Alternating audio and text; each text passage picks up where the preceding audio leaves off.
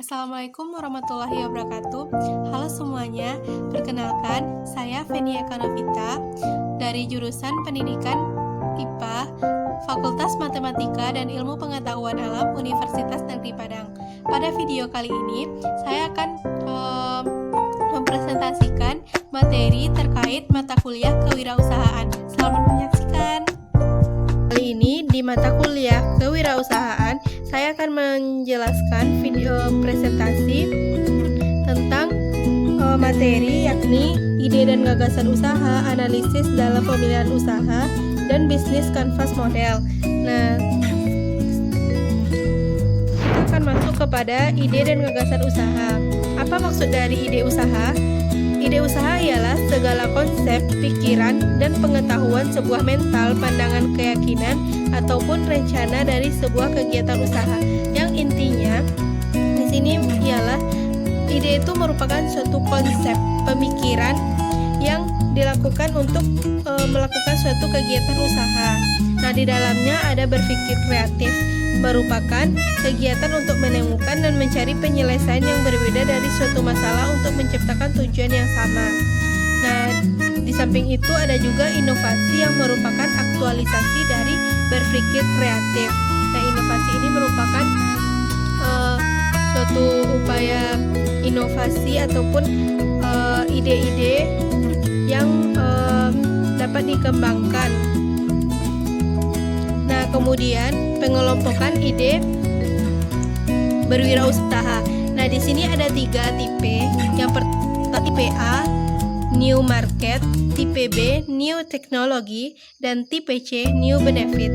Nah, kita akan membahas satu persatu. Dimulai dari tipe A. Tipe A, New Market. Nah, tipe ini merupakan ide menawarkan konsumen dengan barang atau jasa yang belum tersedia dalam pasar setempat, tetapi di wilayah lain barang dan jasa tersebut sudah ada. Nah, ide New Market ini disebut juga duplikasi atau ide yang telah ada di tempat lain. Nah, maksudnya ini pada suatu wilayah yang terdekat dia tidak ada daerah pasar tersetempat, ide usaha ini tidak ada, namun di tempat lain, wilayah lain ada. Nah, jadi kita bisa memunculkan ide untuk berwirausaha melalui tipe A ini. Nah, itu yang dimaksud dengan tipe A. Nah, contohnya usaha rumah makan, wartel, penjualan jasa HP, transportasi, dan lain-lain. Itu contoh usaha di tipe A. Nah, kemudian tipe B atau New Technology. Nah, merupakan ide yang menerapkan teknologi baru untuk suatu proses produksi. Ide ini menciptakan barang atau jasa ataupun proses yang benar-benar baru yang melibatkan teknologi, tentunya teknologi baru. Nah, kemudian kita masuk kepada tipe C, New Benefit, yang merupakan ide menemukan cara baru atau yang disempurnakan untuk suatu fungsi atau produk lama. Ide ini memodifikasi sesuatu agar lebih bernilai dan memperbaiki sesuatu yang sudah ada. Ide ini yang menjadi peningkatan nilai tambahan. Nah, ini tipe kali ini, yang tipe C ini ide menemukan manfaat baru, memodifikasi yang lama menjadi yang baru sehingga berfungsi dengan baik. Nah, selanjutnya sumber-sumber ide. Sebelum kita masuk ke sumber ide, perlu diketahui bahwa munculnya suatu ide tidak tentu hanya di satu tempat saja, namun di mana saja. Nah, ada munculnya ide tersebut ada kapan saja, di mana saja, dari apa saja, dan dari siapa saja. Nah, dari mana sumber-sumber itu? Menurut Longenecker pada tahun 1991, sumber-sumber ide itu ada terbagi menjadi yaitu pengalaman pribadi, dari hobi, dari temuan atau accidental discovery, dan dari penelitian. Nah, sementara itu menurut Douglas ada 37 sumber ide. Nah, namun diantaranya yaitu dari buku, koran, majalah, buku telepon, jurnal, dan lain-lain. Kemudian perpustakaan, bank, distributor akuntan, hobi, dan bepergian, dan lain-lain. Nah, juga termasuk produk fashions dan peraturan pemerintah. Nah, kemudian menurut Susarsono, nah, sumber ide ini kita dapat dari yang pertama informasi. Informasi ini berupa dari orang lain maupun membaca sendiri, melihat dari orang lain, mendengar dari orang lain maupun mendengar dari diri sendiri. Nah, kemudian ilmu pengetahuan melalui pendidikan, pelatihan, dan lain-lain. Kemudian sumber ide yang selanjutnya adanya tuntutan melalui permintaan, kebutuhan, dan lain-lain. Nah, kemudian kita masuk kepada cara kreatif melihat ide. Nah, bagaimana sih cara kreatif kita untuk melihat dan ide suatu usaha? Bagaimana peluang dari suatu usaha tersebut? Nah, apa yang dimaksud dengan kreatif melihat ide? Nah, maksudnya di sini suatu cara untuk memunculkan, mematangkan, dan menyempurnakan ide yang kita miliki. Nah, dilaksanakan dengan cara memberikan daftar pertanyaan yang lebih spesifik. Nah, maksudnya di sini yaitu agar kreativitas kita muncul dalam melihat ide tersebut. Nah, kita coba menanamkan contoh pertanyaan agar mempertajam ide. Nah, salah satunya contohnya, nah kita membuat pertanyaan bagaimana pelayanan agar lebih cepat, bagaimana membuat ongkos produksi lebih hemat, bagaimana cara membuat agar berkurang efek sampingnya, bagaimana cara lebih mudah untuk dikemas, disimpan, dan diangkut maupun diproduksi, bagaimana cara memperbaiki desainnya, bagaimana merubah penampilannya, dan pertanyaan-pertanyaan lain yang dapat memuncul dan mempertajam ide kita dalam membuat suatu usaha. Nah, kemudian ada teknik mendapatkan ide. Nah, teknik mendapatkan ide yakni yang pertama tukar pikiran. Nah, tukar pikiran ini bisa kita lakukan dengan cara membuat diskusi kelompok atau mengadakan rapat atau meeting.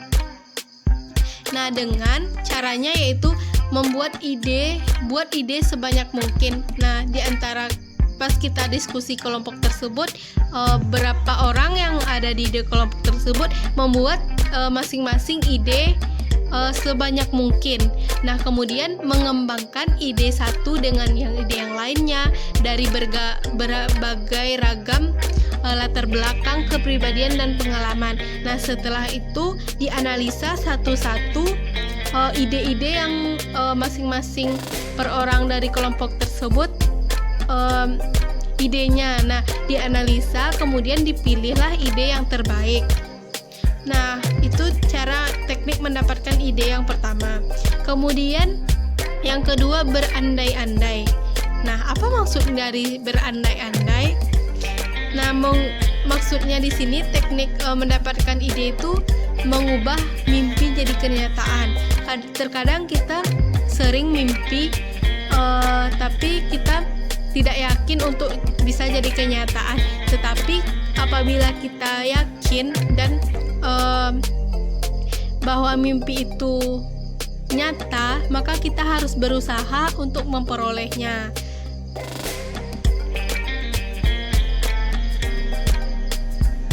Nah, kemudian kawin silang.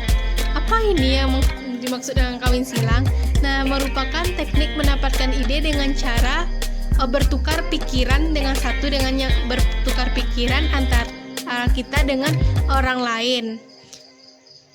Nah, pencarian pribadi yang memiliki ilmu pengetahuan, pekerjaan, pengalaman, dan ide yang berbeda untuk membuat peluang tukar pikir. Nah, intinya di sini ialah bertukar pikiran dengan orang lain. Kemudian teknik selanjutnya keingintahuan, mengembangkan rasa ingin tahu dan membuat suatu berdasarkan rasa keingintahuan. Pendekatan secara tidak langsung, diskusi kelompok yang membahas suatu ide, pendekatan dan mempertimbangkan pendekatan baru. Kemudian pendekatan ensiklopedia dari melibatkan riset ekstensif dari semua informasi yang diakumulasikan dan nilai untuk memperoleh ide. Kemudian komponen yang dimodifikasi, analisis sistemasi. Nah, kemudian selanjutnya tipe berpikir kreatif. Ada memelihara daya pikir agar selalu aktif dan siaga, menggunakan sumber lainnya, menjaga dekat dengan cita-cita, berpikir terbuka dan berwawasan luas, menghadapi kenyataan yang ada, dan tidak berputus asa, dan bekerja dengan menggunakan metode. Nah, kemudian pengembangan inovasi. Inovasi merupakan tindakan menciptakan sumber daya baru, meningkatkan potensi sumber daya yang ada untuk meningkatkan kesejahteraan usaha kita. Inovasi sangat penting dalam menangkap peluang dan mengembangkan usaha. Nah, teknik dan cara berinovasi seperti ini. Nah, kemudian analisis pemilihan serta peluang usaha.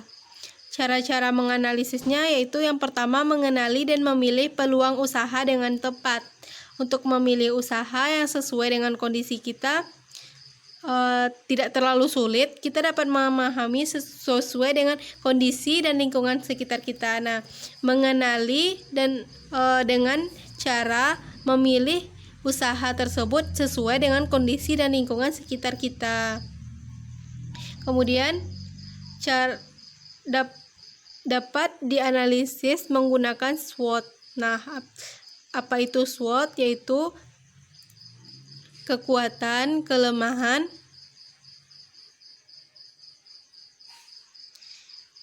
peluang, dan ancaman. Nah, SWOT ini kepanjangannya yaitu Strength, Weakness, Opportunity, dan Threat. Nah, keempat inilah. Kemudian mengenali kebutuhan pasar. Suatu usaha berkembang karena adanya permintaan, nah munculnya karena kebutuhan pasar yang belum terpenuhi. Nah, maka dari itu kita dapat menganalisis peluang tersebut. Kemudian mengembangkan produk yang telah ada di pasaran, kita kembangkan, kita inovasikan, kita kreasikan. Nah, untuk dapat berkembangnya produk yang ada di pasaran, memadukan bisnis-bisnis yang ada. Apapun jenis bisnisnya, kita padukan, kita tingkatkan kualitasnya, maka dari itu usaha kita bisa lancar. Kemudian mengenali kecenderungan tren yang terjadi. Misalnya ada suatu tren dalam masa kini, zaman kini. Nah, maka dari itu peluang kita semakin besar untuk menjalankan bisnis tersebut. Misalnya contohnya sekarang lagi tren baju couple misalnya. Nah, kita bisa menjalankan bisnis tersebut atau online shop. Nah, kita bisa memulai bisnis online shop tersebut. Mewaspadai segala kemungkinan yang awalnya terlihat sepele, namun ternyataannya setelah dikenali dapat menjadi bisnis yang luar biasa. Nah, menggunakan asumsi-asumsi yang baru yang tidak baku. Nah, selanjutnya langkah-langkah untuk mengenali dan memilih peluang usaha yang tepat. Nah, bagaimana langkah-langkah untuk memilih peluang bisnis yang tepat tersebut? Nah, yang pertama menentukan tujuan besar yang hendak dicapai. Tujuan kita yang terbesar yang hendak dicapai harus kita tentukan terlebih dahulu. Nah, kemudian membuat daftar ide usaha, apa-apa aja ide-ide usaha yang kita miliki. Nah, kita buat daftarnya. Kemudian menilai kemampuan diri. Nah, maksudnya di sini kita mau mengembangkan suatu usaha, kita harus menilai terlebih dahulu kemampuan diri kita. Misalnya kita kemampuannya di bidang percetakan. Nah, kita harus sesuai dengan kemampuan kita, maka kita peluang yang tepatnya yaitu berbisnis percetakan. Nah, kemudian memilih kriteria dari bisnis dan ide-ide itu. Kemudian menilai keadaan bisnis saat ini dan masa yang akan mendatang melalui riset. Nah, kita riset satu persatu yang cocok menurut kita keadaan bisnis saat ini dengan bisnis yang masa akan datang yang sesuai dengan usaha yang kita mau kembangkan. Nah, kita selanjutnya masuk kepada bisnis canvas model. Nah, pada prinsip model bisnis didasarkan pada strategi bisnis dan berbagai topik yang terkait dengan strategi. Bisnis model maksudnya ialah sebagai suatu gambaran yang rasional terkait usaha organisasi dalam menciptakan, menghantarkan, menangkapkan nilai. Nah, komponen model bisnis ini ialah siapa yang dilayani, ada apa yang ditawarkan, bagaimana menghasilkan produk, dan bagaimana cara menghasilkan uang atau laba. Nah, di sini konsep model usaha bisnis tersebut. Nah, kita masuk kepada bisnis model canvas. Bisnis model canvas adalah sebuah strategi dalam manajemen yang berupa visual card yang terdiri dari 9 elemen. Nah, 9 elemen itu ialah elemen-elemen bisnis model canvas. Nah, 9 elemen itu ialah yang pertama customer segment, segmentasi konsumen. Nah, maksudnya ialah